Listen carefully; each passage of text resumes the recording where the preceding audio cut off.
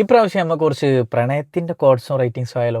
So guys, welcome back to ഞാൻ ഹാബിൽ episode number 31 quotes and writings. ഞാൻ പറഞ്ഞതുപോലെ തന്നെ ഞാൻ ഇന്ന് സെലക്ട് ചെയ്ത് വെച്ചതാണ് കുറച്ച് നല്ല ബ്യൂട്ടിഫുൾ ലവ് കോഡ്സും ലവ് റൈറ്റിങ്സും ആണ്. കാരണം പ്രണയിക്കാത്ത മനുഷ്യന്മാരുണ്ടടാ, ഉണ്ടാവില്ല.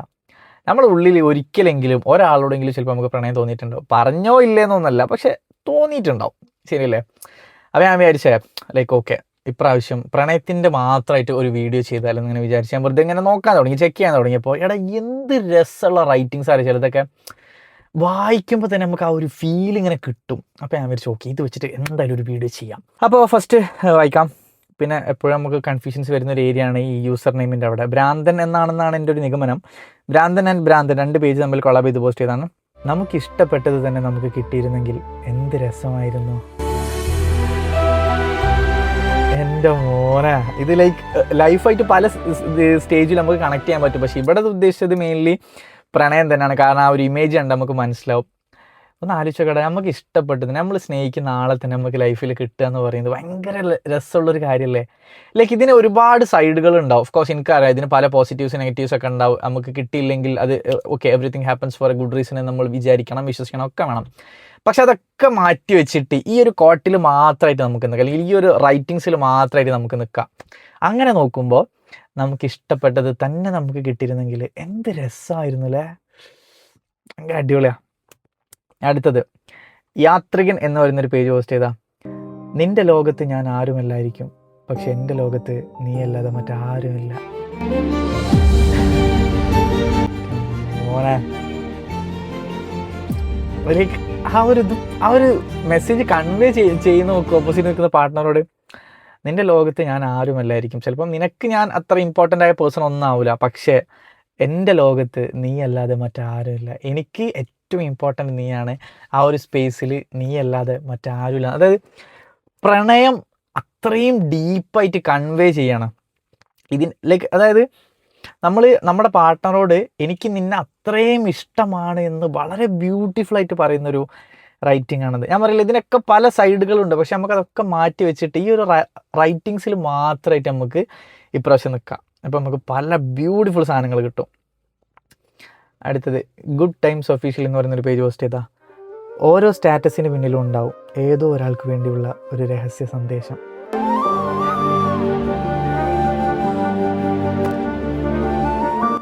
കുറേ ആളുകൾക്ക് ഇത് റിലേറ്റ് ചെയ്യാൻ പറ്റും. കാരണം വേറൊന്നുണ്ട് കേട്ടോ, ഈ പ്രണയിക്കുന്ന ആളുകൾ തമ്മിലൊന്ന് തെറ്റിക്കഴിഞ്ഞാലോ അല്ലാന്നുണ്ടെങ്കിൽ ബ്രേക്കപ്പ് ആയി കഴിഞ്ഞാലൊക്കെ ഈ സ്റ്റാറ്റസും സ്റ്റോറി ഇങ്ങനെ കൂടാൻ തുടങ്ങും. ഇതൊക്കെ നമ്മൾ ചിലപ്പോൾ അല്ലാന്നുണ്ടെങ്കിൽ എന്താ പറയുക, ഈ ഒരു സ്റ്റാറ്റസും സ്റ്റോറിയും ഒരാൾ കാണണം. അതാണ് ഇത് പോസ്റ്റ് ചെയ്യുന്ന ആളുകളുടെ ലക്ഷ്യം. എല്ലാവരും കാണണമെന്നൊന്നും ഉണ്ടാവില്ല, ഒരാൾ കാണണം. ആ ഒരു ഇതിന് വേണ്ടിയിട്ട് അപ്പം തൊട്ടക്കും സ്റ്റാറ്റസുകളും സ്റ്റോറികളൊക്കെ. അതായത് ആ ഒരാളോട് ഡയറക്റ്റ് പറയാതെ ഇൻഡയറക്റ്റ് ആയിട്ട് ആ ഒരാൾ കാണാൻ വേണ്ടിയിട്ടുള്ള ഒരു പ്ലാറ്റ്ഫോമാണ്. ഞാൻ അങ്ങനെ ഇടയ്ക്ക് വിചാരിക്കും കേട്ടോ, ഈ വാട്സപ്പിലെ സ്റ്റാറ്റസും ഇൻസ്റ്റയിലെ സ്റ്റോറീസ് എന്നൊക്കെ പറഞ്ഞാൽ ഇൻസ്റ്റ ഇറക്കിയത് തന്നെ എനിക്ക് തോന്നുന്നത് ഈ ഒരു പർപ്പസിന് വേണ്ടിയിട്ടാവും. കാരണം ഡയറക്റ്റ് പറയാതെ ഇൻഡയറക്റ്റ് ആയിട്ട് നമുക്ക് പറയാൻ പറ്റുന്ന ഒരു പ്ലാറ്റ്ഫോം അല്ലേ. ചില രസമല്ലേ.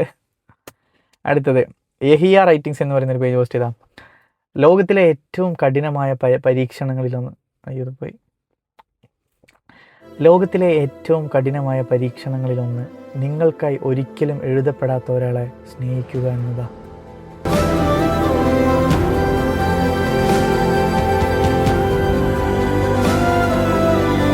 അത് ശരിയാണല്ലേ ഞാൻ പറഞ്ഞത്. അതായത് നമുക്ക് കിട്ടില്ല എന്നറിയുന്ന ഒരാളെ എന്താ പറയുക, വളരെ വളരെ വളരെ ഡീപ്പായിട്ട് സ്നേഹിക്കുക എന്ന് പറയുന്നത് സത്യം പറഞ്ഞാൽ അതൊരു പരീക്ഷണമല്ലേ. ഒന്ന് ആലോചിച്ച് നോക്ക്. ലോകത്തിലെ ഏറ്റവും വലിയ പരീക്ഷണങ്ങളിൽ ഒന്ന് തന്നെ അതാണ്. കാരണം നമുക്ക് വേണ്ടി എഴുതപ്പെട്ട ആളല്ല, നമുക്ക് കിട്ടില്ല. ബട്ട് എന്നിട്ടും നമ്മൾ ആ ഒരാൾക്ക് വേണ്ടി അത്രയും സ്നേഹം കൊടുത്തുകൊണ്ട് നിൽക്കുകയാണ്. ഞാൻ പറഞ്ഞില്ല, ഇതിനൊക്കെ പല സൈഡുകളുണ്ട്, പക്ഷെ അതൊക്കെ നമുക്ക് മാറ്റി വെക്കാം. റൈറ്റിങ്സിൽ മാത്രമായിട്ട് നമുക്ക് നിൽക്കാം പ്രാവശ്യം. അപ്പോൾ നമുക്ക് കുറച്ച് നല്ല ബ്യൂട്ടിഫുൾ സാധനങ്ങൾ കിട്ടും. പടച്ചോനെ, ഇത് എന്ത് യൂസർ നെയിമാണിത്? ലെറ്റേഴ്സ് മാത്രമേ ഉള്ളൂ കേട്ടോ. AEKX, അതെന്താ പേരെന്ന് എനിക്ക് മനസ്സിലാവണേ ഇല്ല. ആൻഡ് ദിവ്യ എന്ന് പറയുന്നൊരു പേജ് പോസ്റ്റ് ചെയ്താൽ. ഇത് AEX എങ്ങനെ വായിക്കുക? ഐക്സ്നോ റൈറ്റിംഗ് ലെസ് ഉണ്ട്. അവൻ ഇപ്പോഴും സ്നേഹിക്കുന്നുണ്ട്, ശല്യമാവാതെ, അവൾ അറിയാതെ.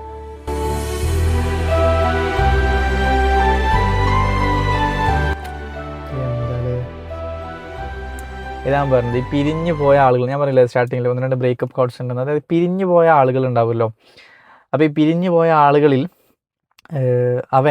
അവൻ ഇപ്പോഴും അവളെ സ്നേഹിക്കുന്നുണ്ട്, പക്ഷെ അവൾക്കൊരു ശല്യമാകുന്നില്ല, അത് അവൾ അറിയുന്നില്ല. മാറി നിന്ന് സ്നേഹിക്കുക എന്നൊക്കെ പറയുമല്ലോ, ആ ഒരു ഇതിൽ അത് ഭയങ്കര പെയിൻഫുൾ ആണ് ആക്ച്വലി. ലൈക്ക് എന്താ പറയുക, നമുക്ക് പ്രകടിപ്പിക്കാൻ കഴിയില്ല, നമുക്ക് മിണ്ടാൻ കഴിയില്ല, ഒന്നിനും നമുക്ക് പറ്റില്ല. ബട്ട് സ്റ്റിൽ നമ്മുടെ ഉള്ളിൽ അതിങ്ങനെ ഉണ്ടാവും. എന്താ പറയലേ. അടുത്തത് യഹിയ റൈറ്റിങ്സ്, നമ്മൾ ഓൾറെഡി വായിച്ചിട്ടുണ്ട് തോന്നുന്നില്ലേ. പ്രണയിച്ചു വിജയിച്ചവരല്ല, മറിച്ച് പ്രണയിച്ച് തോറ്റവരാണ് പ്രണയത്തെ ആഴത്തിൽ അറിഞ്ഞവർ.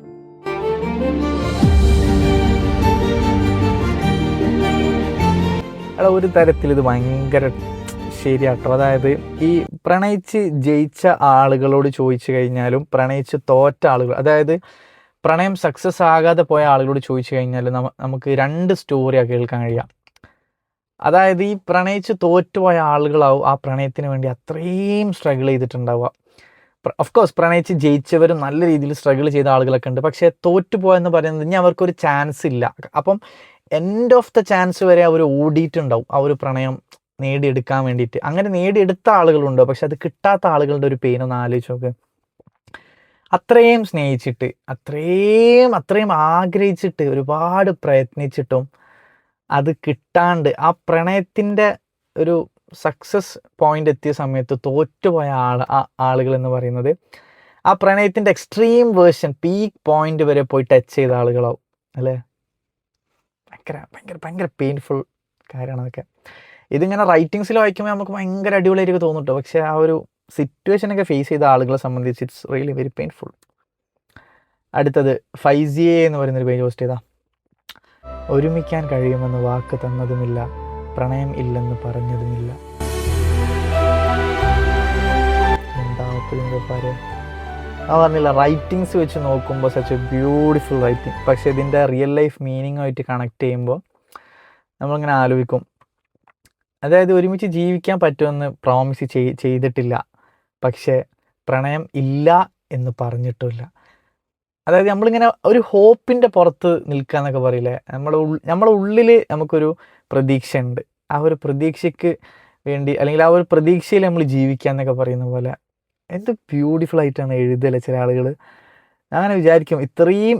ഞാൻ ഒരു കാര്യം പറയട്ടെ, ഇപ്പം നമ്മൾ വായിച്ച ഈ റൈറ്റിങ്സ്, കോഡ്സ്, ഇതൊക്കെ എഴുതുന്ന ആളുകൾ ഉണ്ടാവുമല്ലോ, ഇതൊക്കെ എഴുതാൻ ഒരു സിറ്റുവേഷൻ അവർക്ക് ഉണ്ടായിട്ടുണ്ടാവും. ഒരു റൈറ്റിംഗ്, ഒരു കോട്ടോ നമ്മൾ എഴുതണമെന്നുണ്ടെങ്കിൽ നമ്മൾ അതിനെക്കുറിച്ച് ആദ്യം ചിന്തിക്കും. നമ്മളെ ലൈഫിൽ നടന്നൊരു കാര്യമാണെന്നുണ്ടെങ്കിൽ നമുക്ക് വളരെ ബ്യൂട്ടിഫുൾ ആയിട്ട് എഴുതാൻ പറ്റും. കാരണം അതിൻ്റെ പെയിൻ, അതിൻ്റെ ഹാപ്പിനെസ്, അതിൻ്റെ ഡെപ്ത്, ഇതൊക്കെ നമ്മൾ തൊട്ടറിഞ്ഞിട്ടുണ്ടെങ്കിൽ, നമ്മൾ ഫീൽ ചെയ്തിട്ടുണ്ടെങ്കിൽ നമ്മളെക്കാൾ അടിപൊളിയായിട്ട് അതൊക്കെ എഴുതാൻ കഴിയില്ല. അങ്ങനെ ഉണ്ട്. അപ്പോൾ ഇത് എഴുതിയ ആളുകളൊക്കെ ഉറപ്പല്ല, ഈ സ്റ്റേജിലൂടെ ഒക്കെ കടന്നു പോയ ആളുകളാകാം. അതുകൊണ്ടാണ് അവരുടെ എഴുത്തിന് ഇത്രയും ഭംഗി വരുന്നത്. അതായത് റിയാലിറ്റിയുമായിട്ട് ടച്ച് ചെയ്യുന്ന വേർഡ്സാണ് അവർ എഴുതുന്നത്. Such A beautiful writings. അടുത്തത് ലൂസി ക്രിയേഷൻസ് എന്ന് പറയുന്നൊരു പേജ് പോസ്റ്റ് ചെയ്താ. നിനക്ക് മുൻപ് എനിക്കൊരാളുണ്ടായിരുന്നില്ല എന്നല്ല, നിനക്ക് ശേഷം എനിക്ക് മറ്റൊരാൾ ഉണ്ടാവില്ല എന്നതാണ് എൻ്റെ സത്യം. എൻ്റെ മോനെ, അത് കൊണ്ടോയിട്ടോ, അത് ഭയങ്കര വലിയൊരു പ്രോമിസാണ് കൊടുക്കുന്നത്.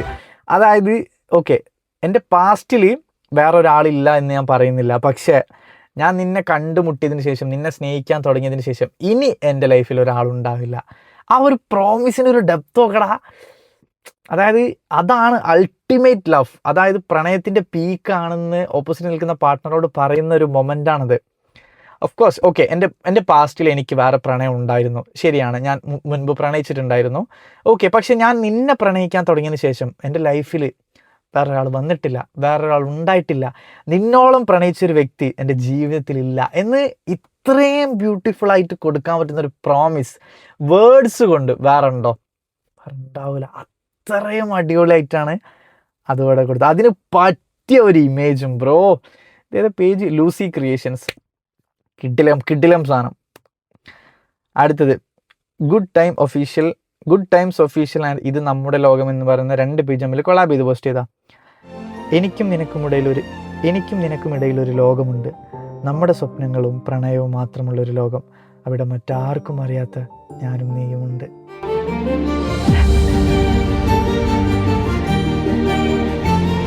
എന്തായാലേ ഒരു പ്രൈവറ്റ് സ്പേസിനെ വേർഡ്സ് കൊണ്ട് ഡെക്കറേറ്റ് ചെയ്തെടുത്ത ഒരു റൈറ്റിങ്സ്. എന്നാലോചിച്ചോക്ക്, എനിക്കും നിനക്കും ഇടയിൽ ഒരു ലോകമുണ്ട്, നമ്മുടെ സ്വപ്നങ്ങളും പ്രണയവും മാത്രമുള്ളൊരു ലോകം, അവിടെ മറ്റാർക്കും അറിയാത്ത ഞാനും നീയുമുണ്ട്. ശരിയല്ലേ?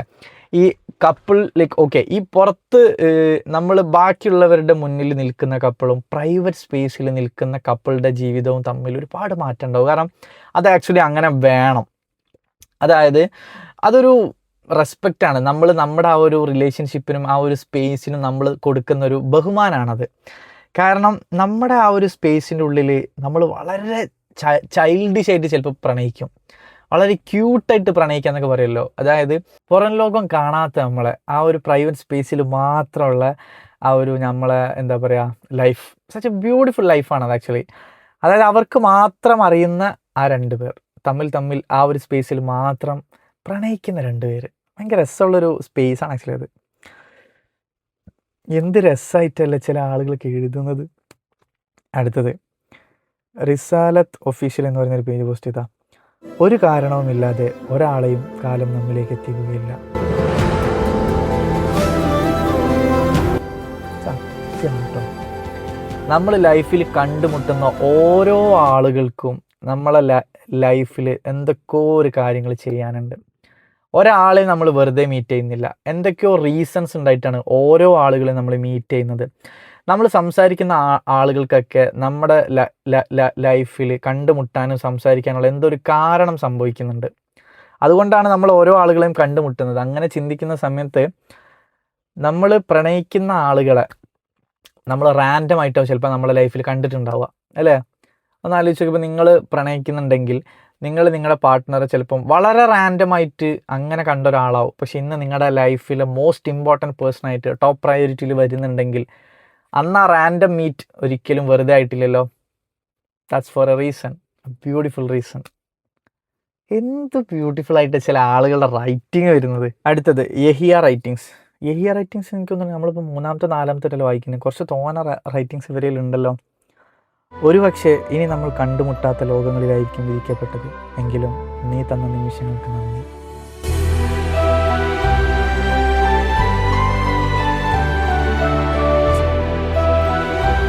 എന്താ പറയുക, സെപ്പറേറ്റ് ആവുകയാണ്, പിരിയുകയാണ് അവർ. പക്ഷെ ആ സമയത്ത് അവർ തമ്മിലുള്ളൊരു കോൺവെർസേഷൻ്റെ ഒരു ചെറിയൊരു ലൈൻ പോലെയാണ്, ഒരുപക്ഷെ ഇനി നമ്മൾ കണ്ടുമുട്ടാത്ത ലോകങ്ങളിലായിരിക്കും വിധിക്കപ്പെട്ടത്, എങ്കിലും നീ തന്ന നിമിഷങ്ങൾക്ക് നന്ദി.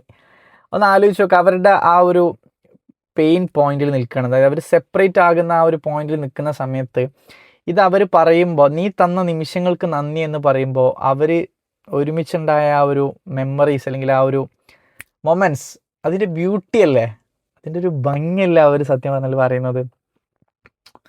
പിരിഞ്ഞു പോയ ആളുകൾക്കും പിരിയാൻ പോകുന്ന ആളുകൾക്കും പിരിയുന്ന പോയിന്റിൽ നിൽക്കുന്ന ആളുകൾക്കും പറയാൻ ഒരുപാട് കാര്യങ്ങളുണ്ടാവും. പ്രണയം സക്സസ് ആയി ഒരുമിച്ച് ജീവിക്കുന്ന ആളുകളെക്കാൾ കൂടുതൽ കഥകൾ പറയാനുണ്ടാവുക ഈ പിരിയുന്ന ആളുകൾക്കൊക്കെ ആവും. അതങ്ങനെയാണ്. യെസ്, മുൻജിദ് ഷിഹാദ് എന്ന് പറയുന്നൊരു പേജ് പോസ്റ്റ് ചെയ്താൽ, ജീവിതത്തിൽ എന്ത് നേടിയെന്ന് ചോദിച്ചാൽ ഞാൻ പറയും ജീവനോളം സ്നേഹമുള്ള നിന്നെ എന്ന്.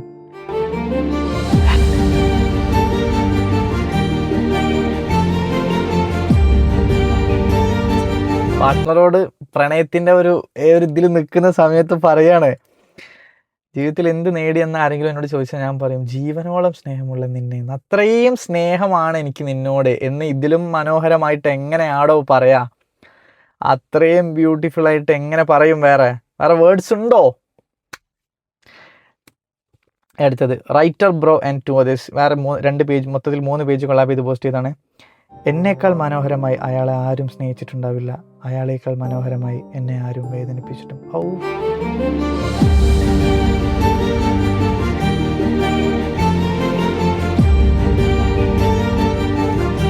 നമ്മൾ അത്രയും സ്നേഹിച്ച ഒരാൾ, അയാൾ തിരിച്ച് അത്രയും വേദന തന്നിട്ടുണ്ടെങ്കിൽ, നമ്മളെക്കാൾ അയാളെ അത്രയും ആത്മാർത്ഥമായിട്ട് സ്നേഹിച്ച ഒരാളും ഉണ്ടാവില്ല, അയാളേക്കാൾ ഒരാൾ നമ്മളെ അത്രയധികം വേദനിപ്പിച്ചിട്ടുണ്ടാവില്ല. കാരണം നമ്മൾ ഏറ്റവും കൂടുതൽ സ്നേഹിക്കുന്ന ആളുകളിൽ നിന്ന് വരുന്ന കാര്യങ്ങളാണ് നമ്മൾ ഏറ്റവും കൂടുതൽ വേദനിപ്പിക്കുക. കാരണം അവിടെ കൂടുതൽ എന്താണോ നമ്മൾ കൊടുത്തത് അതേപോലെ ഓരോ കാര്യങ്ങൾ വരുമ്പോൾ നമുക്ക് കൂടുതലായിട്ട് എഫക്റ്റ് ചെയ്യും. അത് ലൈക്ക് വലിയൊരു സത്യമാട്ടോ. നമ്മൾ അത്രയും ടോപ്പ് ലെവലിൽ കാണുന്ന അല്ലെങ്കിൽ അത്രയും ടോപ്പ് പ്രയോറിറ്റിയിൽ നമ്മൾ എന്തൊക്കെ നൽകുന്ന ഒരാൾ നമ്മളെ ലൈഫിലുണ്ടോ, അയാളുടെ ഭാഗത്തു നിന്ന് വരുന്ന ചെറിയൊരു കാര്യം പോലും നമ്മളെ അത്രയും അധികം, നമ്മൾ എത്രത്തോളം അവരെ സ്നേഹിക്കുന്നുണ്ടോ അത്രത്തോളം അല്ലെങ്കിൽ അതിനേക്കാൾ കൂടുതൽ നമുക്ക് ഹേർട്ടാവും. സോ ഗൈസ്, അപ്പോൾ എപ്പിസോഡ് നമ്പർ 31 ഇത് ലാസ്റ്റ് കോട്ടായിരുന്നു, ലാസ്റ്റ് റൈറ്റിംഗ് ആയിരുന്നു നമ്മൾ വായിച്ചത്. എന്താ പറയുക, ഞാൻ പറയട്ടെ, ലവ് കോഡ്സിനടാ അതിനൊരു പ്രത്യേക ഭംഗി തന്നെ കേട്ടോ. അത് വായിക്കുമ്പോൾ ഞാൻ പറയട്ടെ, നമ്മൾ പല ലോജിക്കും മാറ്റി വെച്ച് പല കാര്യങ്ങളൊക്കെ മാറ്റി നിർത്തിയിട്ട് നമ്മളൊരു ലവ് കോഡ്സ് വായിക്കാൻ തുടങ്ങിക്കഴിഞ്ഞാൽ അതിൻ്റെ ഫീൽ ഇങ്ങനെ നമുക്കിങ്ങനെ വരും. കാരണം പ്രണയം എന്ന് പറയുന്നത് എല്ലാവരും പറയും, കുറേ ആളുകൾ പറയും ലവ് ഈസ് ഓൾവേസ് ക്രിഞ്ച് എന്ന്. ബട്ട് യു നോ സംതിങ്, ഞാൻ എവിടെ വായിച്ചൊരു കാര്യമുണ്ട്, ബട്ട് ആക്ച്വലി അത് വളരെ വലിയൊരു സത്യമാണ്. Everything is cringe until it's your turn. നമ്മുടെ അവസരം വരുന്നത് വരെ നമുക്കത് ക്രിഞ്ചായിട്ട് തോന്നും. നമ്മുടെ ഒരു ചാൻസ് വരുമ്പോഴാ നമ്മളങ്ങനെ ആയിപ്പോവും. കാരണം ലൈഫ് ഒന്നേ ഉള്ളൂ. ആ പ്രണയിക്കുന്ന സമയം എന്ന് പറയുന്നത് നമ്മൾ ഒരുപാട് സീരിയസ് ആവുകയോ അല്ലാന്നുണ്ടെങ്കിൽ ഭയങ്കര കോംപ്ലിക്കേറ്റഡ് ആയിട്ട് കുറേ ലോജിക്കൊക്കെ ചിന്തിച്ച് അങ്ങനെ ഒന്നും വേണ്ട. ബിക്കോസ് ലവ് എന്ന് പറയുന്നത് സച്ച് എ ബ്യൂട്ടിഫുൾ തിങ്. നമ്മുടെ സീരിയസ്നെസ് ഒഴിവാക്കുക, റൂഡ് ക്യാരക്ടേഴ്സൊക്കെ ഒഴിവാക്കി നമ്മൾ ഫ്ലാറ്റായിട്ട് പ്രണയിക്കുക എന്നൊക്കെ പറയില്ല, അങ്ങനത്തെ ഒരു ബ്യൂട്ടിഫുൾ മൊമെൻ്റാണത്. ആ ഒരു സമയത്ത് ക്രിഞ്ച് എന്നൊരു വേർഡിനൊന്നും അവിടെ പ്രസക്തി ഇല്ല. ലൈക്ക് ആരോ പണ്ട് പറഞ്ഞ പോലെ തന്നെ ക്രിഞ്ചാണ് എന്നൊരു വേർഡ് ആരോ പറഞ്ഞേ, അപ്പോഴാണ് അതിൻ്റെ ഓപ്പോസിറ്റായിട്ട് ഈ ഒരു ഇത് വരുന്നത്. Everything is cringe until it's your turn. നമ്മുടെ ചാൻസ് എത്തുന്നത് വരെ നമുക്കത് ക്രിഞ്ചായിട്ട് തോന്നും. നമ്മുടെ ചാൻസ് എത്തുമ്പോൾ മേ ബി നമ്മളും അങ്ങനെയാവും. കാരണം പ്രണയത്തിന് അങ്ങനെ ഒരു ഭംഗിയുണ്ട്. പ്രണയത്തിലാകുന്ന ആളുകൾ സ്വാഭാവികമായിട്ടും പ്രണയത്തിൽ അലിഞ്ഞങ്ങോട്ട് ചേരും. അത് പ്രണയത്തിൻ്റെ ഒരു പവറാണ്. നമ്മളങ്ങനെ ആക്കിയെടുക്കുകയാണ്. ഞാൻ പറയട്ടെ, ലവ് കോഡ്സ് എടാ വായിച്ച് തുടങ്ങിയാണല്ലോ എനിക്ക് തീരെടുത്തുന്നുണ്ട്. പിന്നെ ഞാൻ ലൈക്ക് വീഡിയോൻ്റെ ഡ്യൂറേഷൻ വല്ലാതെ കൂടി പോകുന്ന വെച്ചിട്ടാണ് ഞാൻ കുറച്ച് കോഡ്സും റൈറ്റിങ്സും മാത്രം സെലക്ട് ചെയ്തത്. എനിവേ, എനിക്ക് തോന്നുന്നു നമുക്ക് ഈ ഒരു ലവ് കോഡ്സിന് മാത്രമേ ഇടയ്ക്കൊരു വീഡിയോ ചെയ്യുക. കാരണം അധിക വീഡിയോസിൽ നമ്മൾ വായിക്കുന്ന സമയത്ത് ഒരുപാട് ഹാർഡ് കോഡ്സും ഭയങ്കര പെയിൻഫുൾ റൈറ്റിങ്സൊക്കെ നമ്മൾ വായിക്കലുണ്ട്. അപ്പം ആ ഒരു സമയത്ത് ഈ ലവ് കോഡ്സ് എന്ന് പറയുമ്പോൾ നമ്മളെല്ലാം മറന്ന ആ ഒരു പ്രണയത്തിൻ്റെ ഇതിലേക്ക് മാത്രമാകുമ്പോൾ അതൊരു ഭയങ്കര രസമുള്ളൊരു കാര്യം തന്നെയാണ് ആക്ച്വലി. അപ്പോൾ നമുക്ക് ഇടയ്ക്ക് ഒരു കാര്യം ചെയ്യാം, ലവ് കോഡ്സും ലവ് റൈറ്റിങ്സും മാത്രമായിട്ട് ഇതേപോലെ വീഡിയോ ചെയ്യാം. ആൻഡ് ഞാൻ വീണ്ടും പറയുന്നു, എപ്പിസോഡ് 31 എത്തി. 35-ൻ്റെ ഉള്ളിൽ കമൻറ്റ് സെക്ഷനിലെ കോഡ്സും റൈറ്റിങ്സും വെച്ച് നമ്മൾ വീഡിയോ ചെയ്യും. സോ എപ്പിസോഡ് നമ്പർ 32 കാണാം. Bye. Thank you for watching actually. Okay.